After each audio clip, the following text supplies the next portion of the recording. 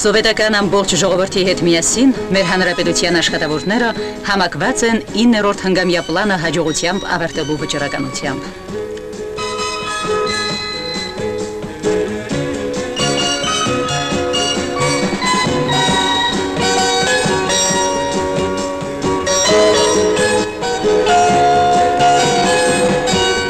Աշխատանքային խանդավառություն է տիրում նաև այստեղ, Երևանի Լենինի անվան մետաքսի կոմբինատի արտադրամասերում։ Եթե կոմբինատը իր հիմնադրման առաջին տարում 1932 թվականին թողարկել է ընդամենը 8000 մետր գործվածք, ապա 1974 թվականին արտադրեց 16 միլիոն 69 հազար մետր մետաքսեր գործվածքներ։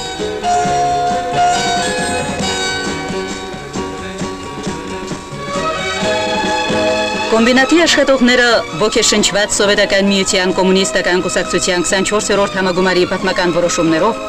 մտնելով սոցիալիստական մրցության մեջ պարտավորվել են 9-րդ հնգամյակի եզրափակիչ տարվա պլանը կատարել դեկտեմբերի 25-ին։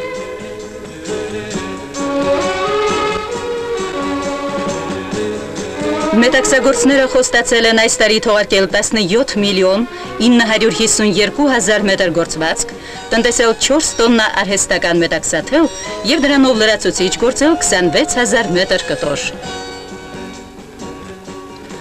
Կոմբինատի բարձրորակ արտադրանքի 8 տեսակներ արժանացել են պետական որականիշի։